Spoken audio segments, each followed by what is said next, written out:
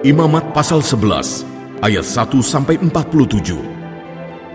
Binatang yang haram dan yang tidak haram. Lalu Tuhan berfirman kepada Musa dan Harun, katanya kepada mereka, katakanlah kepada orang Israel begini, inilah binatang-binatang yang boleh kamu makan.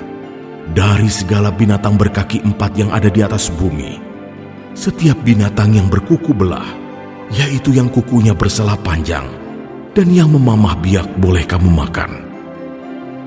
Tetapi inilah yang tidak boleh kamu makan, dari yang memamah biak atau dari yang berkuku belah. Unta, karena memang memamah biak, tetapi tidak berkuku belah, haram itu bagimu. Juga pelanduk, karena memang memamah biak, tetapi tidak berkuku belah, haram itu bagimu.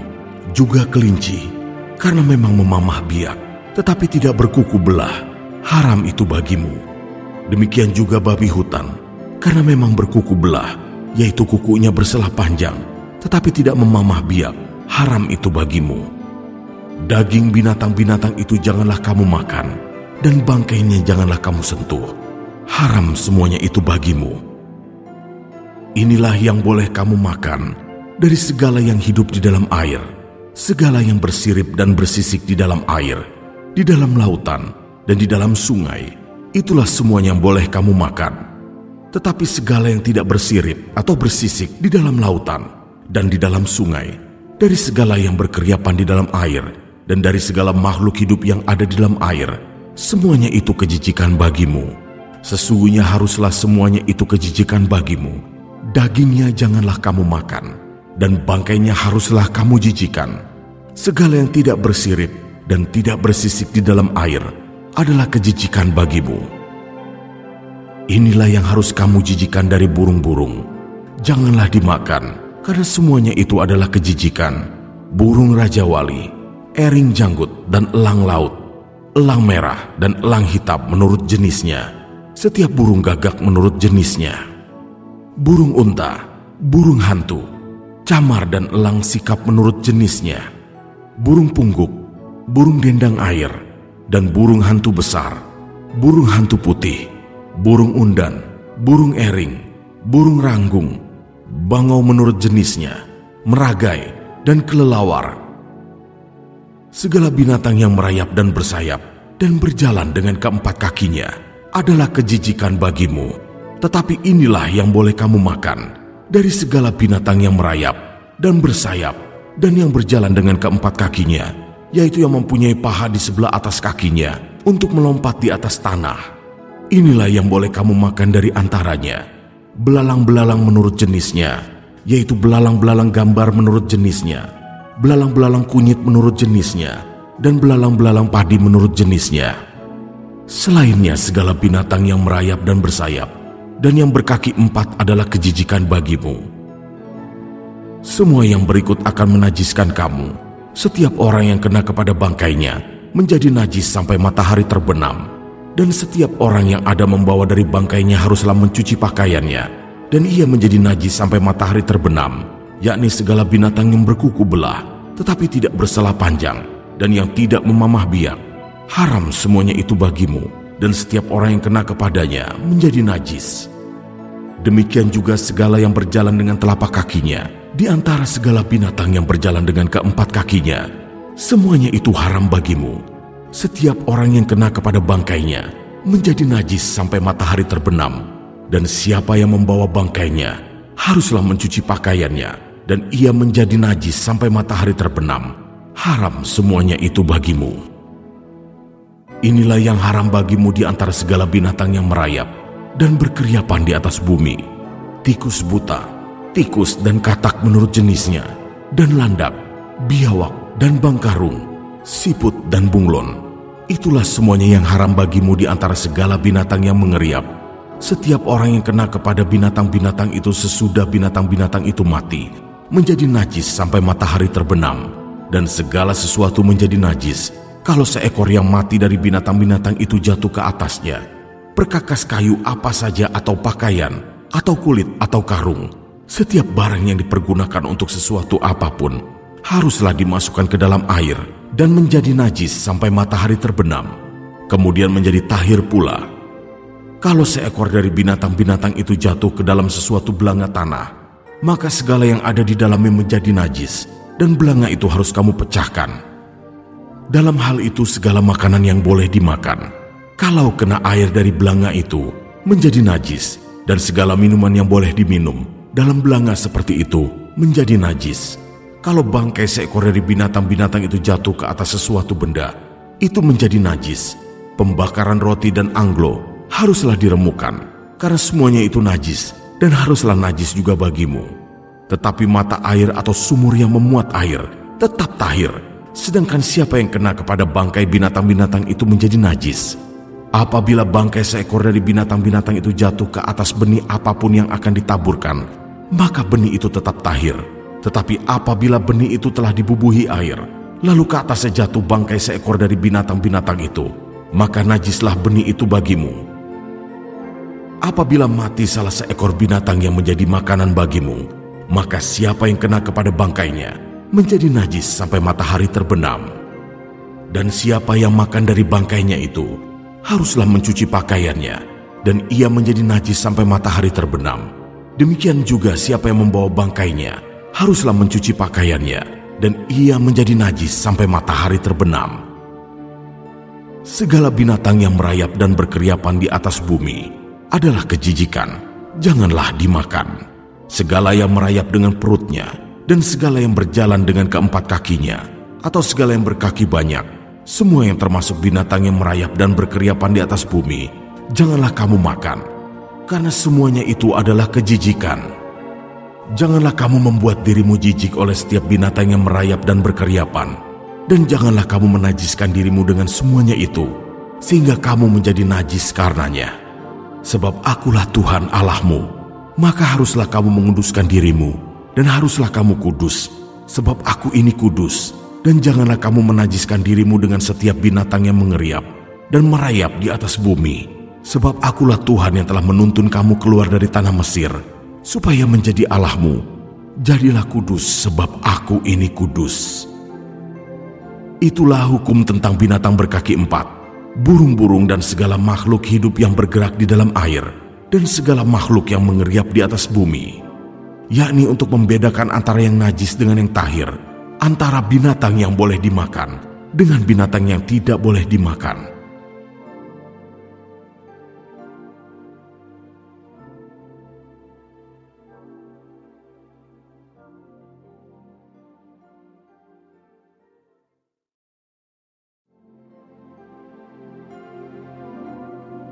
Imamat pasal 12 ayat 1-8. Pentahiran sesudah melahirkan anak. Tuhan berfirman kepada Musa demikian, katakanlah kepada orang Israel, apabila seorang perempuan bersalin dan melahirkan anak laki-laki, maka najislah ia selama 7 hari. Sama seperti pada hari-hari ia bercemar kain ia najis. Dan pada hari yang ke-8 haruslah dikerat daging kulit katan anak itu. Selanjutnya 33 hari lamanya perempuan itu harus tinggal menantikan pentahiran dari darah nifas. Tidak boleh ia kena kepada sesuatu apapun yang kudus, dan tidak boleh ia masuk ke tempat kudus sampai sudah genap hari-hari pentahirannya. Tetapi jikalau ia melahirkan anak perempuan, maka najislah ia selama 2 minggu, sama seperti pada waktu ia bercemar kain. Selanjutnya 66 hari lamanya ia harus tinggal menantikan pentahiran dari darah nifas. Bila sudah genap hari-hari pentahirannya, maka untuk anak laki-laki atau anak perempuan haruslah dibawanya seekor domba berumur setahun sebagai korban bakaran, dan seekor anak burung merpati atau burung tekukur sebagai korban penghapus dosa ke pintu kemah pertemuan, dengan menyerahkannya kepada imam. Imam itu harus mempersembahkannya ke hadapan Tuhan dan mengadakan pendamaian bagi perempuan itu.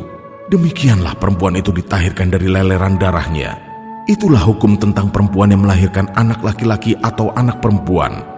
Tetapi jikalau ia tidak mampu untuk menyediakan seekor kambing atau domba, maka haruslah ia mengambil 2 ekor burung tekukur atau 2 ekor anak burung merpati, yang seekor sebagai korban bakaran dan yang seekor lagi sebagai korban penghapus dosa. Dan imam itu harus mengadakan pendamaian bagi perempuan itu, maka tahirlah ia.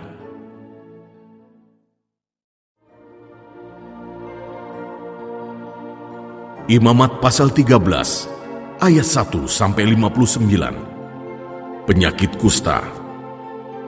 Tuhan berfirman kepada Musa dan Harun, apabila pada kulit badan seseorang ada bengkak atau bintil-bintil atau panau yang mungkin menjadi penyakit kusta pada kulitnya, ia harus dibawa kepada Imam Harun atau kepada salah seorang dari antara anak-anaknya, imam-imam itu.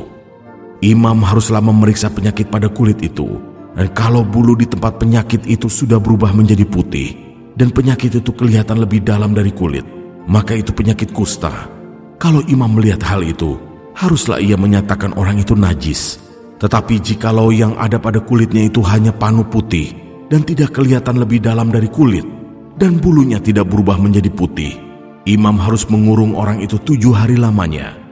Pada hari yang ke-7, haruslah imam memeriksa dia.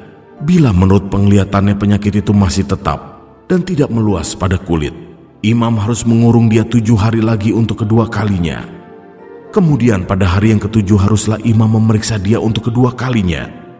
Bila penyakit itu menjadi pudar dan tidak meluas pada kulit, imam harus menyatakan dia tahir. Itu hanya bintil-bintil. Orang itu harus mencuci pakaiannya dan ia menjadi tahir. Tetapi jikalau bintil-bintil itu memang meluas pada kulit, sesudah ia minta diperiksa oleh imam untuk dinyatakan tahir, haruslah ia minta diperiksa untuk kedua kalinya. Kalau menurut pemeriksaan imam bintil-bintil itu meluas pada kulit, imam harus menyatakan dia najis, itu penyakit kusta. Apabila seseorang kena kusta, ia harus dibawa kepada imam.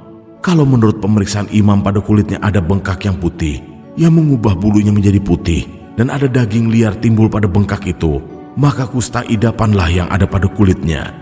Imam harus menyatakan dia najis dengan tidak usah mengurung dia, karena orang itu memang sudah najis. Jikalau kusta itu timbul di mana-mana pada kulit, sehingga menutupi seluruh kulit orang sakit itu, dari kepala sampai kakinya, seberapa dapat dilihat oleh imam. Dan kalau menurut pemeriksaannya kusta itu menutupi seluruh tubuh orang itu, maka ia harus dinyatakan tahir oleh imam. Ia seluruhnya telah berubah menjadi putih, jadi ia tahir. Tetapi pada waktu ada tampak daging liar padanya, najislah ia. Kalau daging liar itu dilihat oleh imam, ia harus menyatakan orang itu najis, karena daging liar itu najis, dan itu penyakit kusta. Atau apabila daging liar itu susut dan berubah menjadi putih, haruslah orang itu datang kepada imam. Kalau menurut pemeriksaannya penyakit itu telah berubah menjadi putih, haruslah imam menyatakan orang itu tahir. Memang ia tahir. Apabila pada kulit seseorang ada bara yang telah sembuh, tetapi di tempat bara itu timbul bengkak yang putih atau panu yang putih kemerah-merahan, haruslah orang itu minta diperiksa oleh imam. Kalau menurut pemeriksaannya panu itu kelihatan lebih dalam daripada kulit dan bulunya telah berubah menjadi putih, maka imam harus menyatakan orang itu najis, karena penyakit kustalah yang timbul di dalam bara itu. Tetapi jikalau panu itu diperiksa oleh imam dan ternyata tidak ada bulu yang putih padanya, dan tidak lebih dalam daripada kulit, malahan pudar, imam harus mengurung orang itu 7 hari lamanya. Dan jikalau panu itu memang meluas pada kulit, imam harus menyatakan dia najis, itu penyakit kusta. Tetapi jikalau panu itu masih tetap dan tidak meluas, maka itu bekas bara, dan imam harus menyatakan orang itu tahir. Atau apabila pada kulit seseorang ada lecur karena api, dan daging liar yang timbul pada lecur itu menjadi panau yang putih kemerah-merahan atau putih, maka imam harus memeriksa panau itu. Bila ternyata bulu pada panau itu berubah menjadi putih, dan panau itu kelihatan lebih dalam dari kulit, maka yang timbul di dalam lecur itu adalah penyakit kusta, dan imam harus menyatakan orang itu najis, itu penyakit kusta. Tetapi jikalau menurut pemeriksaannya tidak ada pada panau itu bulu yang putih, dan panau itu tidak lebih dalam daripada kulit, malahan pudar, imam harus mengurung orang itu 7 hari lamanya. Pada hari yang ke-7, imam harus memeriksa lagi dia. Jikalau panau itu memang meluas pada kulit, maka haruslah imam menyatakan dia najis, itu penyakit kusta. Tetapi jikalau panau itu masih tetap dan tidak meluas pada kulit, malahan pudar, maka itu bengkak lecur, dan imam harus menyatakan dia tahir, sebab itu bekas lecur. Apabila seorang laki-laki atau perempuan mendapat penyakit pada kepala atau pada janggut, Imam harus memeriksa penyakit itu. Bila itu kelihatan lebih dalam dari kulit dan ada padanya rambut halus yang kuning, maka imam harus menyatakan orang itu najis, karena itu kudis kepala, yakni kusta kepala atau kusta janggut. Dan apabila menurut pemeriksaannya penyakit kudis itu tidak kelihatan lebih dalam dari kulit dan tidak ada padanya rambut yang hitam, maka imam harus mengurung orang yang kena penyakit kudis itu 7 hari lamanya. Pada hari yang ke-7 imam harus memeriksa penyakit itu. Bila ternyata kudis itu tidak meluas dan tidak ada rambut yang kuning padanya, dan kudis itu tidak kelihatan lebih dalam dari kulit, maka orang itu harus bercukur. Hanya tempat kudis itu tidak boleh dicukurnya. Lalu imam harus mengurung orang yang kena kudis itu untuk kedua kalinya 7 hari lagi. Kemudian pada hari yang ke-7 imam harus memeriksa lagi kudis itu. Bila ternyata kudis itu tidak meluas pada kulit dan tidak kelihatan lebih dalam dari kulit, maka imam harus menyatakan orang itu tahir, dan ia harus mencuci pakaiannya, dan ia menjadi tahir. Tetapi jikalau kudis itu memang meluas pada kulit, sesudah ia dinyatakan tahir, dan menurut pemeriksaan imam kudis itu meluas pada kulit, maka imam tidak usah lagi mencari rambut yang kuning, memang orang itu najis. Tetapi jikalau menurut penglihatan imam kudis itu masih tetap, dan ada rambut hitam tumbuh pada kudis itu, maka kudis itu sudah sembuh, dan orang itu tahir, dan imam harus menyatakan dia tahir. Apabila pada kulit seorang laki-laki atau perempuan ada panu-panu, yaitu panu-panu yang putih, imam harus melakukan pemeriksaan. Bila ternyata pada kulitnya ada panu-panu pudar dan putih, maka hanya kuraplah yang timbul pada kulitnya, dan orang itu tahir. Apabila rambut kepala seorang laki-laki meluruh, dan ia hanya menjadi botak, ia tahir.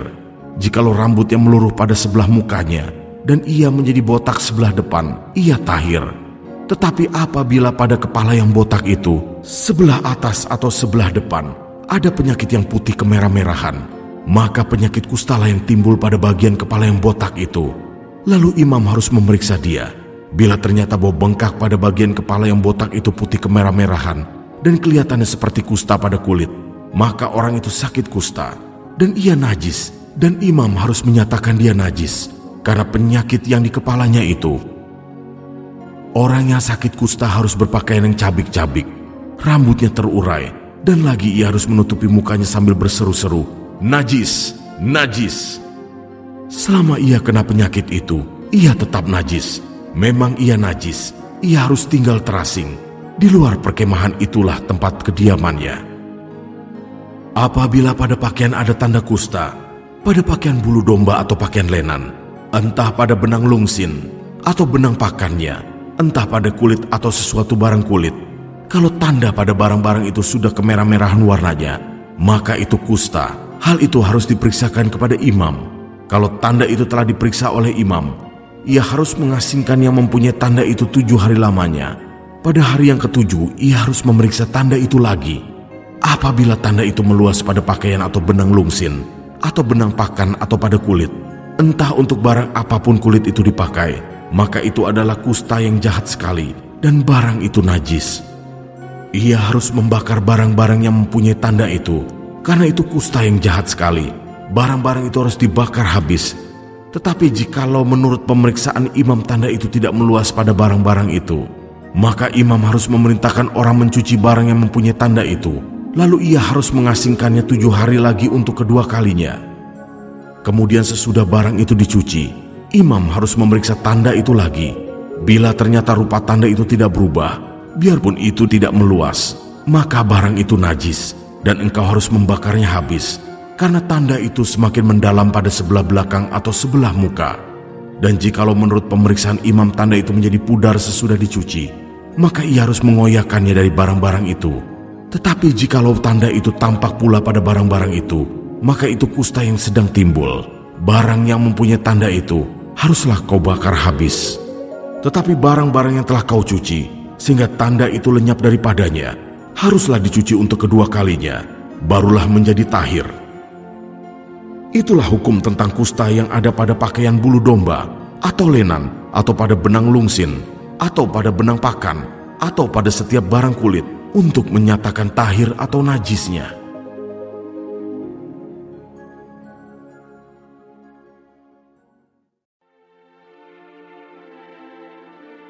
Imamat pasal 14 ayat 1-57. Tuhan berfirman kepada Musa, "Inilah yang harus menjadi hukum tentang orang yang sakit kusta. Pada hari pentahirannya, ia harus dibawa kepada imam, dan imam harus pergi keluar perkemahan. Kalau menurut pemeriksaan imam penyakit kusta itu telah sembuh daripadanya, maka imam harus memerintahkan supaya bagi orang yang akan ditahirkan itu diambil 2 ekor burung yang hidup dan yang tidak haram, juga kayu aras, kain kirmisi, dan hisop. Imam harus memerintahkan supaya burung yang seekor disembelih di atas belanga tanah berisi air mengalir. Tetapi burung yang masih hidup haruslah diambilnya bersama-sama dengan kayu aras, kain kirmisi, dan hisop. Lalu bersama-sama dengan burung itu semuanya harus dicelupkannya ke dalam darah burung yang sudah disembelih di atas air mengalir itu. Kemudian ia harus memercik 7 kali kepada orang yang akan ditahirkan dari kusta itu, dan dengan demikian mentahirkan dia. Lalu burung yang hidup itu haruslah dilepaskannya ke padang. Orang yang akan ditahirkan itu haruslah mencuci pakaiannya, mencukur seluruh rambutnya, dan membasuh tubuhnya dengan air. Maka ia menjadi tahir. Sesudah itu ia boleh masuk ke dalam perkemahan, tetapi harus tinggal di luar kemahnya sendiri 7 hari lamanya. Maka pada hari yang ke-7, ia harus mencukur seluruh rambutnya, rambut kepala, janggut, alis, bahkan segala bulunya harus dicukur, pakaiannya dicuci, dan tubuhnya dibasuh dengan air. Maka ia menjadi tahir. Pada hari yang ke-8, ia harus mengambil 2 ekor domba jantan yang tidak bercela, dan 1 ekor domba betina berumur setahun yang tidak bercela, dan 3/10 eva tepung yang terbaik, diolah dengan minyak sebagai korban sajian, serta 1 log minyak. Imam yang melakukan pentahiran itu harus menempatkan orang yang akan ditahirkan bersama-sama dengan persembahannya di hadapan Tuhan di depan pintu kemah pertemuan. Dan ia harus mengambil domba jantan yang 1 ekor dan mempersembahkannya sebagai tebusan salah bersama-sama dengan minyak yang 1 log itu. Dan ia harus mempersembahkannya sebagai persembahan unjukan di hadapan Tuhan. Domba jantan itu harus disembelihnya di tempat orang menyembelih korban penghapus dosa dan korban bakaran di tempat kudus, karena korban penebus salah, begitu juga korban penghapus dosa adalah bagian imam, itulah bagian maha kudus. Imam harus mengambil sedikit dari darah tebusan salah itu dan harus membubuhnya pada cuping telinga kanan dari orang yang akan ditahirkan, dan pada ibu jari tangan kanan, dan pada ibu jari kaki kanannya. Imam harus mengambil sedikit dari minyak yang 1 log itu dan menuangnya ke telapak tangan kiri imam sendiri. Ia harus mencelupkan jari kanannya ke dalam minyak yang di telapak tangan kirinya itu, dan sedikit dari minyak itu haruslah dipercikannya dengan jarinya 7 kali di hadapan Tuhan. Dari minyak selebihnya imam harus membubuh sedikit pada cuping telinga kanan orang itu, pada ibu jari tangan kanannya, dan pada ibu jari kaki kanannya, di tempat mana darah tebusan salah dibubuhkan. Dan apa yang tinggal dari minyak itu haruslah dibubuhnya pada kepala orang yang akan ditahirkan. Dengan demikian imam mengadakan pendamaian bagi orang itu di hadapan Tuhan. Imam harus mempersembahkan korban penghapus dosa, dan dengan demikian mengadakan pendamaian bagi orang yang akan ditahirkan dari kenajisannya.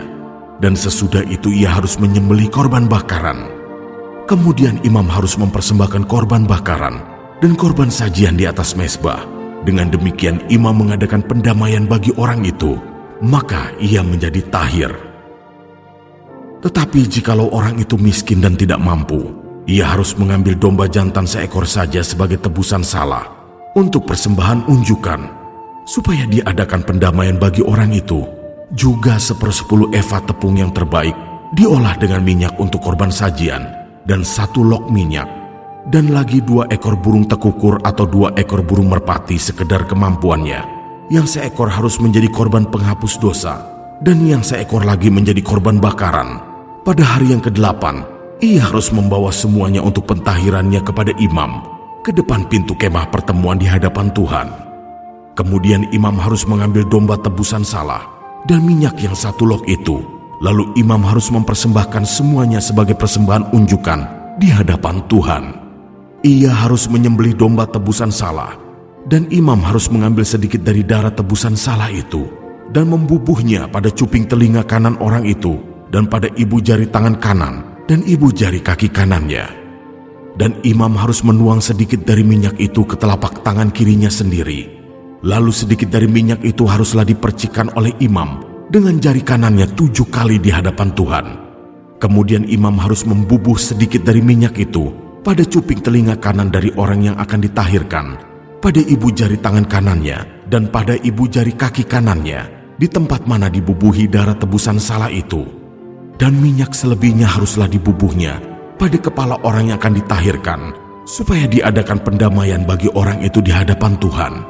Lalu ia harus mempersembahkan seekor dari kedua burung tekukur atau anak burung merpati yang dibawa orang itu sekedar kemampuannya, yang seekor sebagai korban penghapus dosa dan yang seekor lagi sebagai korban bakaran di samping korban sajian.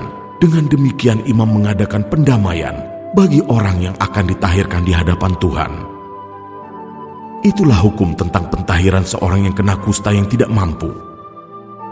Tuhan berfirman kepada Musa dan Harun, "Apabila kamu masuk ke tanah Kanaan yang akan kuberikan kepadamu menjadi milikmu, dan aku mendatangkan tanda kusta di sebuah rumah di negeri milikmu itu, maka pemilik rumah itu harus datang memberitahukannya kepada imam, 'Ada kelihatan seperti tanda kusta di rumahku.'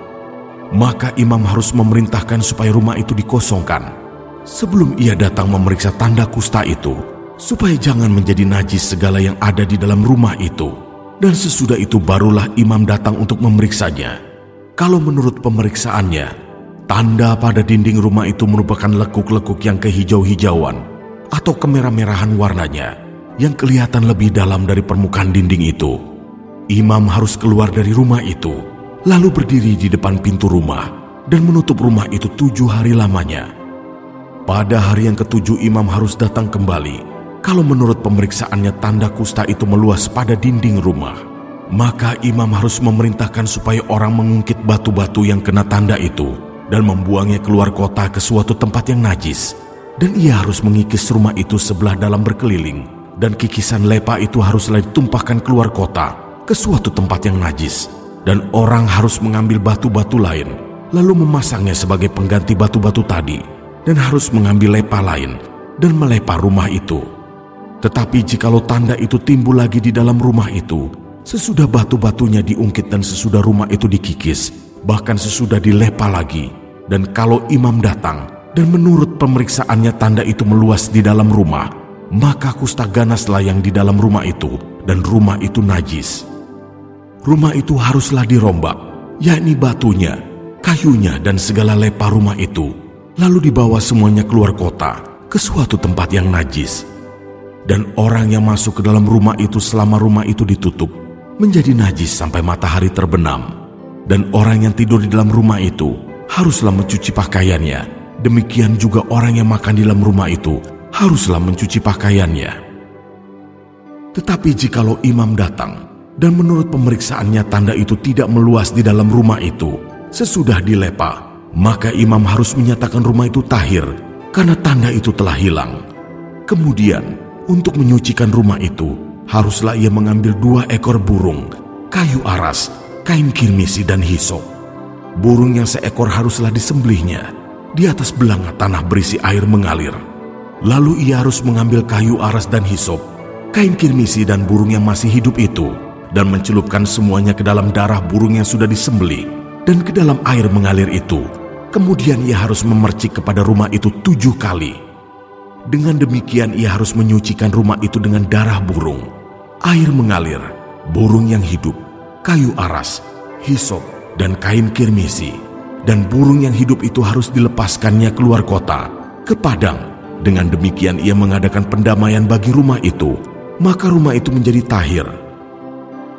Itulah hukum tentang setiap penyakit kusta, kudis kepala, tentang kusta pada pakaian dan rumah, tentang bengkak, bintil-bintil, dan panu, untuk memberi petunjuk dalam hal najis atau dalam hal tahir. Itulah hukum tentang kusta.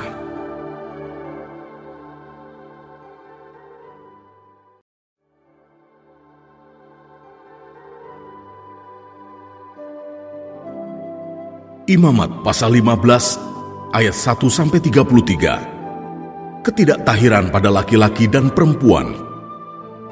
Tuhan berfirman kepada Musa dan Harun, "Berbicaralah kepada orang Israel, dan katakan kepada mereka, apabila aurat seorang laki-laki mengeluarkan lelehan, maka najislah ia karena lelehannya itu. Beginilah kenajisannya berhubung dengan lelehannya itu. Bila auratnya membiarkan lelehan itu mengalir, atau bila auratnya menahannya sehingga tidak mengeluarkan lelehan, maka itulah kenajisannya. Setiap tempat tidur yang ditiduri orang yang mengeluarkan lelehan itu menjadi najis, dan setiap barang yang didudukinya menjadi najis juga. Setiap orang yang kena kepada tempat tidurnya haruslah mencuci pakaiannya, membasuh tubuhnya dengan air, dan ia menjadi najis sampai matahari terbenam. Siapa yang duduk di atas barang yang telah diduduki oleh orang yang demikian haruslah mencuci pakaiannya, membasuh tubuhnya dengan air, dan ia menjadi najis sampai matahari terbenam. Siapa yang kena kepada tubuh orang yang demikian haruslah mencuci pakaiannya, membasuh tubuhnya dengan air, dan ia menjadi najis sampai matahari terbenam. Apabila orang yang demikian meludahi orang yang tahir, haruslah orang ini mencuci pakaiannya, membasuh tubuhnya dengan air, dan ia menjadi najis sampai matahari terbenam. Dan setiap pelana yang diduduki orang yang demikian menjadi najis. Setiap orang yang kena kepada sesuatu bekas tempat orang tadi menjadi najis sampai matahari terbenam. Siapa yang mengangkatnya haruslah mencuci pakaiannya, membasuh tubuhnya dengan air, dan ia menjadi najis sampai matahari terbenam. Dan setiap orang yang kena pada orang yang demikian, sedang orang ini tidak mencuci tangan dahulu dengan air, haruslah mencuci pakaiannya, membasuh tubuhnya dengan air, dan ia menjadi najis sampai matahari terbenam. Kalau orang itu kena pada belanga tanah, itu haruslah dipecahkan, dan setiap perkakas kayu haruslah dicuci dengan air. Apabila orang yang demikian sudah bersih dari lelehannya, ia harus menghitung 7 hari lagi untuk dapat dinyatakan tahir, lalu mencuci pakaiannya, membasuh tubuhnya dengan air mengalir, maka ia menjadi tahir. Pada hari yang ke-8, ia harus mengambil 2 ekor burung tekukur atau 2 ekor anak burung merpati dan datang ke hadapan Tuhan, ke pintu kemah pertemuan, dan menyerahkan burung-burung itu kepada imam. Lalu imam harus mempersembahkannya, yang seekor sebagai korban penghapus dosa dan yang seekor lagi sebagai korban bakaran. Dengan demikian imam mengadakan pendamaian bagi orang itu di hadapan Tuhan karena lelehannya. Apabila seorang laki-laki tertumpah maninya, ia harus membasuh seluruh tubuhnya dengan air, dan ia menjadi najis sampai matahari terbenam. Setiap pakaian dan setiap kulit yang kena tumpahan mani itu haruslah dicuci dengan air dan menjadi najis sampai matahari terbenam. Juga seorang perempuan, kalau seorang laki-laki tidur dengan dia dengan ada tumpahan mani, maka keduanya harus membasuh tubuhnya dengan air, dan mereka menjadi najis sampai matahari terbenam. Apabila seorang perempuan mengeluarkan lelehan, dan lelehannya itu adalah darah dari auratnya, ia harus 7 hari lamanya dalam cemar kainnya, dan setiap orang yang kena kepadanya menjadi najis sampai matahari terbenam. Segala sesuatu yang ditidurinya selama ia cemar kain menjadi najis, dan segala sesuatu yang didudukinya menjadi najis juga. Setiap orang yang kena kepada tempat tidur perempuan itu haruslah mencuci pakaiannya, membasuh tubuhnya dengan air, dan ia menjadi najis sampai matahari terbenam. Setiap orang yang kena kepada sesuatu barang yang diduduki perempuan itu haruslah mencuci pakaiannya, membasuh diri dengan air, dan ia menjadi najis sampai matahari terbenam. Juga pada waktu ia kena kepada sesuatu yang ada di tempat tidur atau di atas barang yang diduduki perempuan itu, ia menjadi najis sampai matahari terbenam.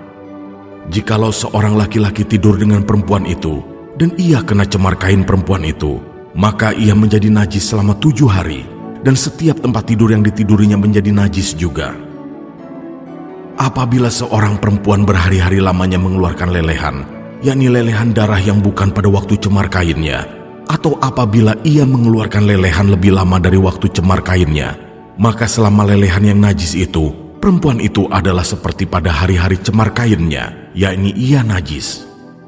Setiap tempat tidur yang ditidurinya, selama ia mengeluarkan lelehan, haruslah baginya seperti tempat tidur pada waktu cemar kainnya, dan setiap barang yang didudukinya menjadi najis, sama seperti kenajisan cemar kainnya. Setiap orang yang kena kepada barang-barang itu menjadi najis, dan ia harus mencuci pakaiannya, membasuh tubuhnya dengan air, dan ia menjadi najis sampai matahari terbenam. Tetapi jikalau perempuan itu sudah tahir dari lelehannya, ia harus menghitung 7 hari lagi. Sesudah itu barulah ia menjadi tahir. Pada hari yang ke-8, ia harus mengambil 2 ekor burung tekukur atau 2 ekor anak burung merpati dan membawanya kepada imam ke pintu kemah pertemuan. Imam harus mempersembahkan yang seekor sebagai korban penghapus dosa dan yang seekor lagi sebagai korban bakaran. Dengan demikian, imam mengadakan pendamaian bagi orang itu di hadapan Tuhan karena lelehannya yang najis itu. Begitulah kamu harus menghindarkan orang Israel dari kenajisannya, supaya mereka jangan mati di dalam kenajisannya bila mereka menajiskan kemah suciku yang ada di tengah-tengah mereka itu. Itulah hukum tentang seorang laki-laki yang mengeluarkan lelehan atau yang tertumpah maninya yang menyebabkan dia najis, dan tentang seorang perempuan yang bercemar kain, dan tentang seseorang, baik laki-laki maupun perempuan, yang mengeluarkan lelehan, dan tentang laki-laki yang tidur dengan perempuan yang najis.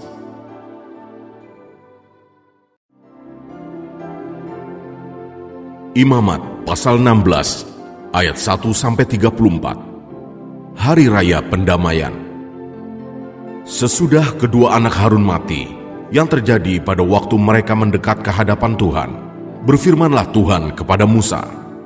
Firman Tuhan kepadanya, katakanlah kepada Harun, kakakmu, supaya ia jangan sembarang waktu masuk ke dalam tempat kudus di belakang tabir, ke depan tutup pendamaian yang di atas tabut, supaya jangan ia mati. Karena aku menampakkan diri dalam awan di atas tutup pendamaian. Beginilah caranya Harun masuk ke dalam tempat kudus itu, yakni dengan membawa seekor lembu jantan muda untuk korban penghapus dosa, dan seekor domba jantan untuk korban bakaran.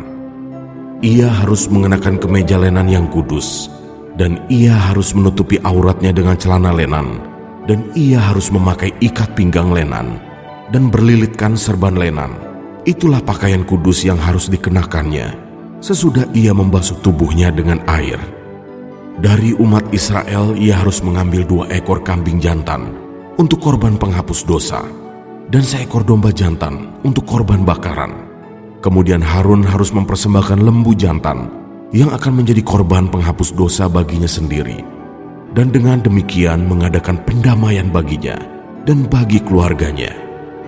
Ia harus mengambil kedua ekor kambing jantan itu dan menempatkannya di hadapan Tuhan di depan pintu kemah pertemuan, dan harus membuang undi atas kedua kambing jantan itu, sebuah undi bagi Tuhan dan sebuah bagi Azazel. Lalu Harun harus mempersembahkan kambing jantan yang kena undi bagi Tuhan itu dan mengolahnya sebagai korban penghapus dosa. Tetapi kambing jantan yang kena undi bagi Azazel haruslah ditempatkan hidup-hidup di hadapan Tuhan untuk mengadakan pendamaian, lalu dilepaskan bagi Azazel ke padang gurun. Harun harus mempersembahkan lembu jantan yang akan menjadi korban penghapus dosa baginya sendiri, dan mengadakan pendamaian baginya dan bagi keluarganya. Ia harus menyembelih lembu jantan itu, dan ia harus mengambil perbaraan berisi penuh bara api dari atas mezbah yang di hadapan Tuhan, serta serangkup penuh ukupan dari wangi-wangian yang digiling sampai halus, lalu membawanya masuk ke belakang tabir. Kemudian ia harus meletakkan ukupan itu di atas api yang di hadapan Tuhan, sehingga asap ukupan itu menutupi tutup pendamaian yang di atas hukum Allah, supaya ia jangan mati. Lalu ia harus mengambil sedikit dari darah lembu jantan itu dan memercikannya dengan jarinya ke atas tutup pendamaian di bagian muka, dan ke depan tutup pendamaian itu ia harus memercikan sedikit dari darah itu dengan jarinya 7 kali. Lalu ia harus menyembelih domba jantan yang akan menjadi korban penghapus dosa bagi bangsa itu dan membawa darahnya masuk ke belakang tabir. Kemudian haruslah diperbuatnya dengan darah itu seperti yang diperbuatnya dengan darah lembu jantan, yakni ia harus memercikannya ke atas tutup pendamaian dan ke depan tutup pendamaian itu. Dengan demikian ia mengadakan pendamaian bagi tempat kudus itu karena segala kenajisan orang Israel dan karena segala pelanggaran mereka, apapun juga dosa mereka. Demikianlah harus diperbuatnya dengan kemah pertemuan yang tetap diam di antara mereka, di tengah-tengah segala kenajisan mereka. Seorang pun tidak boleh hadir di dalam kemah pertemuan bila Harun masuk untuk mengadakan pendamaian di tempat kudus, sampai ia keluar setelah mengadakan pendamaian baginya sendiri, bagi keluarganya, dan bagi seluruh jemaah orang Israel. Kemudian haruslah ia pergi keluar mezbah yang ada di hadapan Tuhan dan mengadakan pendamaian bagi mezbah itu. Ia harus mengambil sedikit dari darah lembu jantan dan dari darah domba jantan itu dan membubuhnya pada tanduk-tanduk mezbah sekelilingnya. Kemudian ia harus memercikkan sedikit dari darah itu ke mezbah itu dengan jarinya 7 kali dan mentahirkan serta menguduskannya dari segala kenajisan orang Israel. Setelah selesai mengadakan pendamaian bagi tempat kudus dan kemah pertemuan serta mezbah, ia harus mempersembahkan kambing jantan yang masih hidup itu, dan Harun harus meletakkan kedua tangannya ke atas kepala kambing jantan yang hidup itu dan mengakui di atas kepala kambing itu segala kesalahan orang Israel dan segala pelanggaran mereka. Apapun juga dosa mereka, ia harus menanggungkan semuanya itu ke atas kepala kambing jantan itu dan kemudian melepaskannya ke padang gurun dengan perantaraan seseorang yang sudah siap sedia untuk itu. Demikianlah kambing jantan itu harus mengangkut segala kesalahan Israel ke tanah yang tandus, dan kambing itu harus dilepaskan di padang gurun. Sesudah itu Harun harus masuk ke dalam kemah pertemuan dan menanggalkan pakaian lenan yang dikenakannya ketika ia masuk ke dalam tempat kudus dan harus meninggalkannya di sana. Ia harus membasuh tubuhnya dengan air di suatu tempat yang kudus dan mengenakan pakaiannya sendiri. Lalu ia harus keluar dan mempersembahkan korban bakarannya sendiri dan korban bakaran bangsa itu. Dengan demikian ia mengadakan pendamaian baginya sendiri dan bagi bangsa itu. Kemudian ia harus membakar lemak korban penghapus dosa di atas mezbah. Maka orang yang melepaskan kambing jantan bagi Azazel itu harus mencuci pakaiannya, membasuh tubuhnya dengan air, dan sesudah itu barulah boleh masuk ke perkemahan. Lembu jantan dan kambing jantan korban penghapus dosa yang darahnya telah dibawa masuk untuk mengadakan pendamaian di dalam tempat kudus harus dibawa keluar dari perkemahan, dan kulitnya, dagingnya, dan kotorannya harus dibakar habis. Siapa yang membakar semuanya itu harus mencuci pakaiannya, membasuh tubuhnya dengan air, dan sesudah itu barulah boleh masuk ke perkemahan. Inilah yang harus menjadi ketetapan untuk selama-lamanya bagi kamu, yakni pada bulan yang ke-7. Pada tanggal 10 bulan itu, kamu harus merendahkan diri dengan berpuasa, dan janganlah kamu melakukan sesuatu pekerjaan, baik orang Israel asli maupun orang asing yang tinggal di tengah-tengahmu, karena pada hari itu harus diadakan pendamaian bagimu untuk mentahirkan kamu. Kamu akan ditahirkan dari segala dosamu di hadapan Tuhan. Hari itu harus menjadi Sabat, hari perhentian penuh bagimu, dan kamu harus merendahkan diri dengan berpuasa. Itulah suatu ketetapan untuk selama-lamanya, dan pendamaian harus diadakan oleh imam yang telah diurapi dan telah ditabiskan untuk memegang jabatan imam menggantikan ayahnya. Ia harus mengenakan pakaian lenan, yakni pakaian kudus. Ia harus mengadakan pendamaian bagi tempat maha kudus, bagi kemah pertemuan dan bagi mezbah, juga bagi para imam dan bagi seluruh bangsa itu, yakni jemaah itu. Itulah yang harus menjadi ketetapan untuk selama-lamanya bagimu, supaya sekali setahun diadakan pendamaian bagi orang Israel karena segala dosa mereka. Maka Harun melakukan seperti yang diperintahkan Tuhan kepada Musa.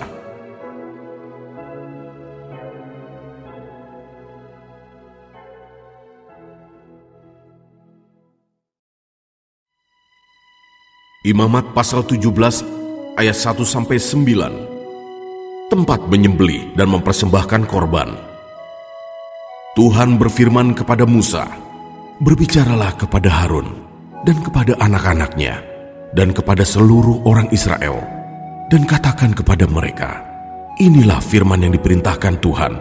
Setiap orang dari kaum Israel yang menyembelih lembu atau domba atau kambing di dalam perkemahan atau di luarnya, tetapi tidak membawanya ke pintu kemah pertemuan untuk dipersembahkan sebagai persembahan kepada Tuhan di depan kemah suci Tuhan, hal itu harus dihitungkan kepada orang itu sebagai hutang darah, karena ia telah menumpahkan darah, dan orang itu haruslah dilenyapkan dari tengah-tengah bangsanya. Maksudnya supaya orang Israel membawa korban sembelihan mereka yang biasa dipersembahkan mereka di padang kepada Tuhan ke pintu kemah pertemuan dengan menyerahkannya kepada imam untuk dipersembahkan kepada Tuhan sebagai korban keselamatan. Imam harus menyiramkan darahnya pada mezbah Tuhan di depan pintu kemah pertemuan dan membakar lemaknya menjadi bau yang menyenangkan bagi Tuhan. Janganlah mereka mempersembahkan lagi korban mereka kepada jin-jin, sebab menyembah jin-jin itu adalah zina. Itulah yang harus menjadi ketetapan untuk selama-lamanya bagi mereka turun-temurun. Dan haruslah kau katakan kepada mereka, setiap orang dari kaum Israel atau dari orang asing yang tinggal di tengah-tengah mereka yang mempersembahkan korban bakaran atau korban sembelihan, tetapi tidak membawanya ke pintu kemah pertemuan supaya dipersembahkan kepada Tuhan, maka orang itu haruslah dilenyapkan dari antara orang-orang sebangsanya. Ayat 10-16. Larangan tentang makan darah atau bangkai. Setiap orang dari bangsa Israel dan dari orang asing yang tinggal di tengah-tengah mereka yang makan darah apapun juga, aku sendiri akan menentang dia dan melenyapkan dia dari tengah-tengah bangsanya, karena nyawa makhluk ada di dalam darahnya. Dan aku telah memberikan darah itu kepadamu di atas mezbah untuk mengadakan pendamaian bagi nyawamu, karena darah mengadakan pendamaian dengan perantaraan nyawa. Itulah sebabnya aku berfirman kepada orang Israel, seorang pun di antaramu janganlah makan darah. Demikian juga orang asing yang tinggal di tengah-tengahmu tidak boleh makan darah. Setiap orang dari orang Israel dan dari orang asing yang tinggal di tengah-tengahmu yang menangkap dalam perburuan seekor binatang atau burung yang boleh dimakan, haruslah mencurahkan darahnya lalu menimbunnya dengan tanah, karena darah itulah nyawa segala makhluk. Sebab itu aku telah berfirman kepada orang Israel, darah makhluk apapun janganlah kamu makan, karena darah itulah nyawa segala makhluk. Setiap orang yang memakannya haruslah dilenyapkan. Dan setiap orang yang makan bangkai atau sisa mangsa binatang buas, baik ia orang Israel asli maupun orang asing, haruslah mencuci pakaiannya, membasuh tubuhnya dengan air, dan ia menjadi najis sampai matahari terbenam. Barulah ia menjadi tahir. Tetapi jikalau ia tidak mencuci pakaiannya dan tidak membasuh tubuhnya, ia akan menanggung kesalahannya sendiri.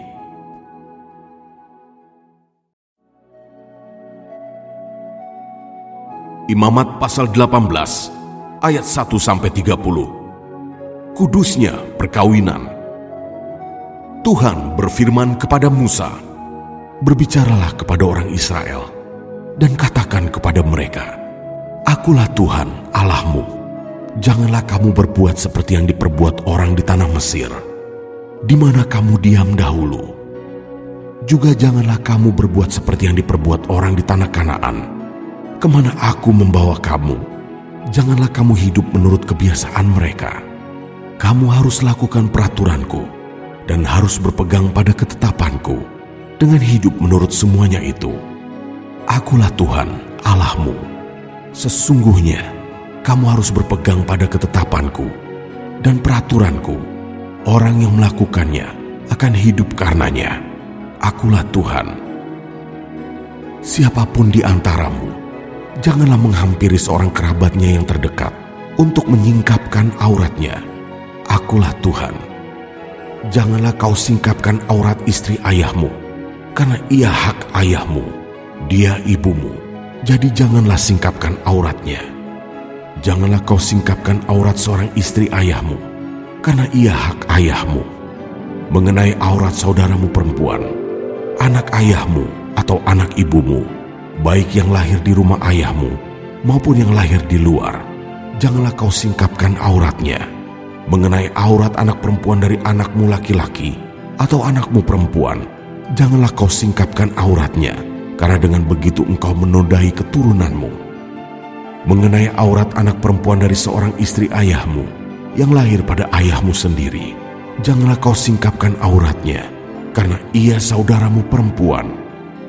Janganlah kau singkapkan aurat saudara perempuan ayahmu, karena ia kerabat ayahmu.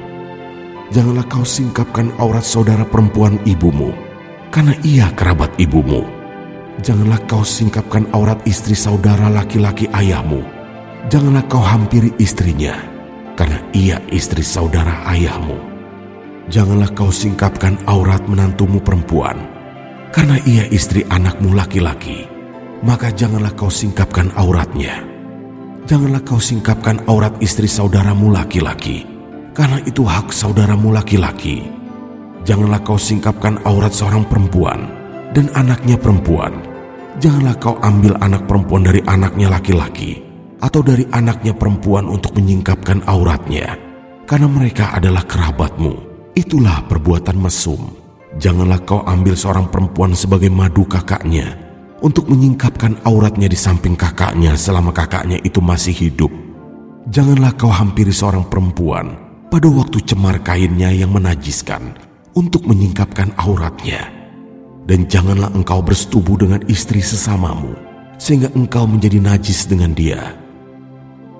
Janganlah kau serahkan seorang dari anak-anakmu untuk dipersembahkan kepada Moloch, supaya jangan engkau melanggar kekudusan nama Allahmu. Akulah Tuhan. Janganlah engkau tidur dengan laki-laki secara orang bersetubuh dengan perempuan, karena itu suatu kekejian. Janganlah engkau berkelamin dengan binatang apapun, sehingga engkau menjadi najis dengan binatang itu. Seorang perempuan janganlah berdiri di depan seekor binatang untuk berkelamin, karena itu suatu perbuatan keji. Janganlah kamu menajiskan dirimu dengan semuanya itu, sebab dengan semuanya itu, bangsa-bangsa yang akan kuhalaukan dari depanmu telah menjadi najis. Negeri itu telah menjadi najis, dan aku telah membalaskan kesalahannya kepadanya, sehingga negeri itu memuntahkan penduduknya. Tetapi kamu ini haruslah tetap berpegang pada ketetapanku dan peraturanku, dan jangan melakukan sesuatu pun dari segala kekejian itu, baik orang Israel asli maupun orang asing yang tinggal di tengah-tengahmu, karena segala kekejian itu telah dilakukan oleh penghuni negeri yang sebelum kamu, sehingga negeri itu sudah menjadi najis. Supaya kamu jangan dimuntahkan oleh negeri itu apabila kamu menajiskannya, seperti telah dimuntahkannya bangsa yang sebelum kamu. Karena setiap orang yang melakukan sesuatu pun dari segala kekejian itu, orang itu harus dilenyapkan dari tengah-tengah bangsanya. Dengan demikian kamu harus tetap berpegang pada kewajibanmu terhadap aku, dan jangan kamu melakukan sesuatu dari kebiasaan yang keji itu yang dilakukan sebelum kamu. Dan janganlah kamu menajiskan dirimu dengan semuanya itu. Akulah Tuhan Allahmu.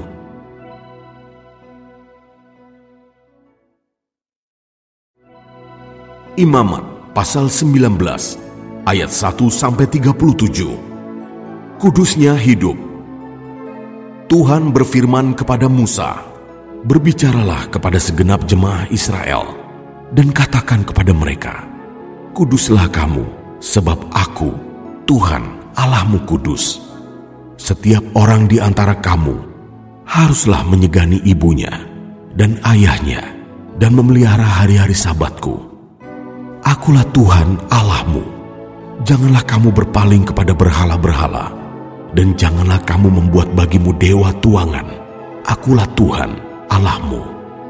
Apabila kamu mempersembahkan korban keselamatan kepada Tuhan, kamu harus mempersembahkannya sedemikian hingga Tuhan berkenan akan kamu, dan haruslah itu dimakan pada hari mempersembahkannya, atau boleh juga pada keesokan harinya. Tetapi apa yang tinggal sampai hari yang ketiga haruslah dibakar habis. Jikalau dimakan juga pada hari yang ketiga, maka itu menjadi sesuatu yang jijik, dan Tuhan tidak berkenan akan orang itu. Siapa yang memakannya akan menanggung kesalahannya sendiri, karena ia telah melanggar kekudusan persembahan kudus yang kepada Tuhan. Nyawa orang itu haruslah dilenyapkan dari antara orang-orang sebangsanya. Pada waktu kamu menuai hasil tanahmu, janganlah kau sabit ladangmu habis-habis sampai ke tepinya, dan janganlah kau pungut apa yang ketinggalan dari penuaianmu. Juga sisa-sisa buah anggurmu janganlah kau petik untuk kedua kalinya, dan buah yang berjatuhan di kebun anggurmu Janganlah kau pungut, tetapi semuanya itu harus kau tinggalkan bagi orang miskin dan bagi orang asing. Akulah Tuhan, Allahmu. Janganlah kamu mencuri, janganlah kamu berbohong, dan janganlah kamu berdusta seorang kepada sesamanya. Janganlah kamu bersumpah dusta demi namaku, supaya engkau jangan melanggar kekudusan nama Allahmu. Akulah Tuhan. Janganlah engkau memeras sesamamu manusia, dan janganlah engkau merampas. Janganlah kau tahan upah seorang pekerja harian sampai besok harinya. Janganlah kau kutuki orang tuli, dan di depan orang buta janganlah kau taruh batu sandungan, tetapi engkau harus takut akan Allahmu. Akulah Tuhan. Janganlah kamu berbuat curang dalam peradilan. Janganlah engkau membela orang kecil dengan tidak sewajarnya, dan janganlah engkau terpengaruh oleh orang-orang besar, tetapi engkau harus mengadili orang sesamamu dengan kebenaran. Janganlah engkau pergi kian kemari, menyebarkan fitnah di antara orang-orang sebangsamu. Janganlah engkau mengancam hidup sesamamu manusia. Akulah Tuhan. Janganlah engkau membenci saudaramu di dalam hatimu, tetapi engkau harus berterus terang menegur orang sesamamu, dan janganlah engkau mendatangkan dosa pada dirimu karena dia. Janganlah engkau menuntut balas, dan janganlah menaruh dendam terhadap orang-orang sebangsamu, melainkan kasihilah sesamamu manusia seperti dirimu sendiri. Akulah Tuhan. Kamu harus berpegang kepada ketetapanku. Janganlah kawinkan dua jenis ternak, dan janganlah taburi ladangmu dengan dua jenis benih, dan janganlah pakai pakaian yang dibuat daripada dua jenis bahan. Apabila seorang laki-laki bersetubuh dengan seorang perempuan, yakni seorang budak perempuan yang ada di bawah kuasa laki-laki lain, tetapi yang tidak pernah ditebus dan tidak juga diberi surat tanda merdeka, maka perbuatan itu haruslah dihukum, tetapi janganlah keduanya dihukum mati, karena perempuan itu belum dimerdekakan. Laki-laki itu harus membawa tebusan salahnya kepada Tuhan ke pintu kemah pertemuan, yakni seekor domba jantan sebagai korban penebus salah. Imam harus mengadakan pendamaian bagi orang itu dengan domba jantan korban penebus salah di hadapan Tuhan, karena dosa yang telah diperbuatnya, sehingga ia beroleh pengampunan dari dosanya itu. Apabila kamu sudah masuk ke negeri itu dan menanam bermacam-macam pohon buah-buahan, janganlah kamu memetik buahnya selama 3 tahun dan jangan memakannya. Tetapi pada tahun yang keempat, haruslah segala buahnya menjadi persembahan kudus sebagai puji-pujian bagi Tuhan. Barulah pada tahun yang kelima kamu boleh memakan buahnya, supaya hasilnya ditambah bagimu. Akulah Tuhan, Allahmu. Janganlah kamu makan sesuatu yang darahnya masih ada. Janganlah kamu melakukan telaah atau ramalan. Janganlah kamu mencukur tepi rambut kepalamu berkeliling, dan janganlah engkau merusakkan tepi janggutmu. Janganlah kamu menggoresi tubuhmu karena orang mati, dan janganlah merajah tanda-tanda pada kulitmu. Akulah Tuhan. Janganlah engkau merusak kesucian anakmu perempuan dengan menjadikan dia perempuan sundal, supaya negeri itu jangan melakukan persundalan, sehingga negeri itu penuh dengan perbuatan mesum.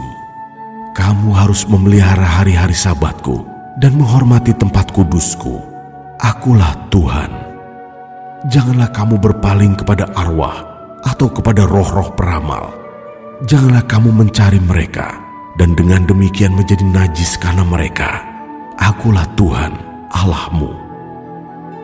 Engkau harus bangun berdiri di hadapan orang ubanan, dan engkau harus menaruh hormat kepada orang yang tua, dan engkau harus takut akan Allahmu. Akulah Tuhan. Apabila seorang asing tinggal padamu di negerimu, janganlah kamu menindas dia. Orang asing yang tinggal padamu harus sama bagimu, seperti orang Israel asli dari antaramu. Kasihilah dia seperti dirimu sendiri, karena kamu juga orang asing dahulu di tanah Mesir. Akulah Tuhan, Allahmu. Janganlah kamu berbuat curang dalam peradilan, mengenai ukuran, timbangan, dan sukatan. neraca yang betul, batu timbangan yang betul, eva yang betul, dan hin yang betul haruslah kamu pakai. Akulah Tuhan, Allahmu yang membawa kamu keluar dari tanah Mesir. Demikianlah kamu harus berpegang pada segala ketetapanku dan segala peraturanku, serta melakukan semuanya itu. Akulah Tuhan.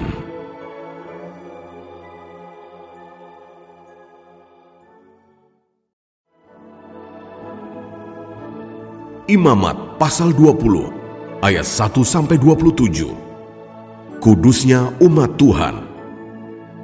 Tuhan berfirman kepada Musa, "Engkau harus berkata kepada orang Israel, setiap orang, baik dari antara orang Israel maupun dari antara orang asing yang tinggal di tengah-tengah orang Israel, yang menyerahkan seorang dari anak-anaknya kepada Molok, pastilah ia dihukum mati, yakni rakyat negeri harus melontari dia dengan batu. Aku sendiri akan menentang orang itu dan akan melenyapkan dia dari tengah-tengah bangsanya, karena ia menyerahkan seorang dari anak-anaknya kepada Molok dengan maksud menajiskan tempat kudusku dan melanggar kekudusan namaku yang kudus.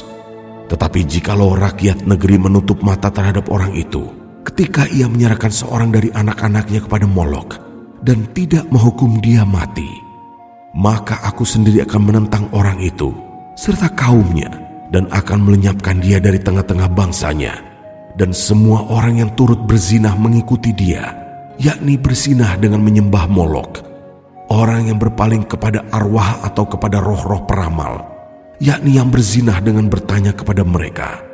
Aku sendiri akan menentang orang itu dan melenyapkan dia dari tengah-tengah bangsanya. Maka kamu harus menguduskan dirimu, dan kuduslah kamu, sebab akulah Tuhan Allahmu. Demikianlah kamu harus berpegang pada ketetapanku dan melakukannya. Akulah Tuhan yang menguduskan kamu.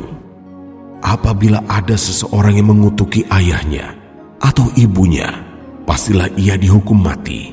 Ia telah mengutuki ayahnya atau ibunya, maka darahnya tertimpa kepadanya sendiri. Bila seorang laki-laki berzinah dengan istri orang lain, yakni berzinah dengan istri sesamanya manusia, pastilah keduanya dihukum mati, baik laki-laki maupun perempuan yang berzinah itu.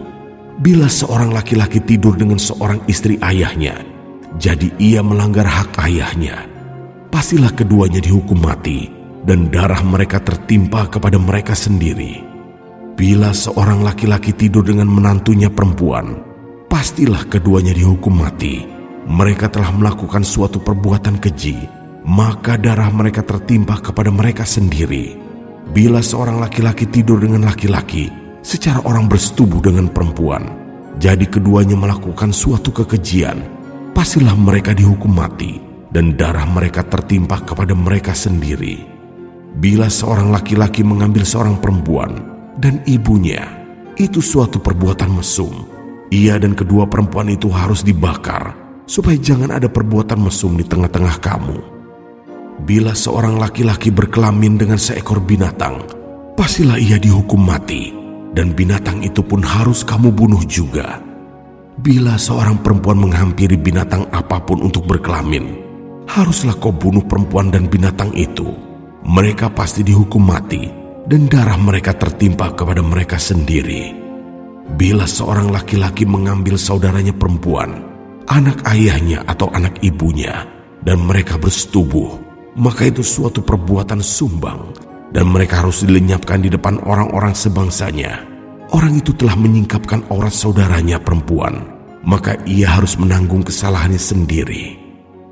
Bila seorang laki-laki tidur dengan seorang perempuan yang bercemar kain, jadi ia menyingkapkan aurat perempuan itu dan membuka tutup lelerannya, sedang perempuan itu pun membiarkan tutup leleran darahnya itu disingkapkan, keduanya harus dilenyapkan dari tengah-tengah bangsanya. Janganlah kau singkapkan aurat saudara perempuan ibumu atau saudara perempuan ayahmu, karena aurat seorang kerabatnya sendirilah yang dibuka, dan mereka harus menanggung kesalahannya sendiri. Bila seorang laki-laki tidur dengan istri saudara ayahnya, jadi ia melanggar hak saudara ayahnya, mereka mendatangkan dosa kepada dirinya, dan mereka akan mati dengan tidak beranak. Bila seorang laki-laki mengambil istri saudaranya, itu suatu kecemaran, karena ia melanggar hak saudaranya laki-laki, dan mereka akan tidak beranak. Demikianlah kamu harus berpegang pada segala ketetapanku dan segala peraturanku, serta melakukan semuanya itu, supaya jangan kamu dimuntahkan oleh negeri kemana aku membawa kamu untuk diam di sana. Janganlah kamu hidup menurut kebiasaan bangsa yang akan kuhalau dari depanmu, karena semuanya itu telah dilakukan mereka, sehingga aku muak melihat mereka.